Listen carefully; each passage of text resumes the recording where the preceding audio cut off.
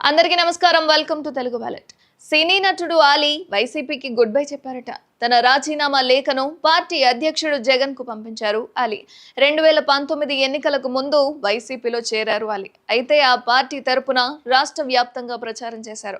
ఆ ఎన్నికల్లో వైసీపీ అధికారంలోకి కూడా వచ్చింది. దీంతో ఆలీకి రాజ్యసభ పోస్ట్ ని ఇస్తున్నారని, ఎమ్మెల్సీ పదవి ఇస్తున్నారని వార్తలైతే తెగ వైరల్ అయిపోయాయి. అయితే వర్క్స్ బోర్డ్ చైర్మన్ పదవిపై కూడా ప్రచారం జరిగింది. అయితే ఆయనకు ఆ పదవులు ఏవీ దక్కలేదు.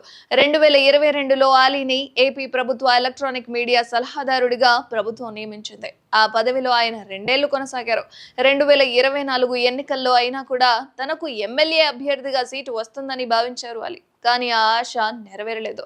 టికెట్ దక్కకపోవడంతో ఎన్నికల సమయంలో ఆలీ ఎక్కడ కూడా కనిపించలేదు. తాజాగా ఏపీ కూటమి ప్రభుత్వం పగ్గాలు చేపట్టిన నేపథ్యంలో ఆలీ వైసీపీని వీడటం చర్చనీయాంశమైంది. బాలనటుడిగా రాణించాక సినిమాల్లో తన సెకండ్ ఇన్నింగ్స్ కి అవకాశం ఇచ్చిన రామానాయుడు కోసమే తాను 1999లో రాజకీయాల్లో అడుగుపెట్టానని ఆలీ తాజాగా విడుదల చేసిన వీడియోలో ఓ సందేశంగా చెప్పారు.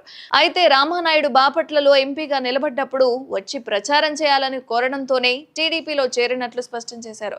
20 ఏళ్లు టీడీపీలో కొనసాగి తర్వాత వైసీపీలో చేరినట్లు తెలిపారు. ఇక తనకు అన్నం పెట్టింది తెలుగు పరిశ్రమ అని ఆలీ చెప్పుకొచ్చారు. మొత్తానికి 45 ఏళ్లుగా 6 భాషల్లో 1200 పైచిలుకు సినిమాల్లో నటించినట్లు చెప్పుకొచ్చారు.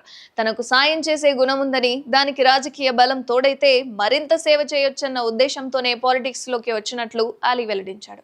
అయితే తాను ఉన్న పార్టీల్లో ఉన్న నాయకులను పొగిడాను తప్పితే ప్రతిపక్ష పార్టీల్లోని నాయకులను ఎప్పుడూ తిట్టలేదని క్లారిటీ ఇచ్చారు. ఇకపై రాజకీయాలకు దూరంగా ఉంటానని ఆయన ప్రకటించారు. ఇందులో ఎంతవరకు నిజముంది, ఎంతవరకు అబద్ధం ఉంది అన్నది ఆయనకే తెలియాలి. మరి అప్డేట్స్ కోసం చూస్తూనే ఉండండి తెలుగు వాలెట్.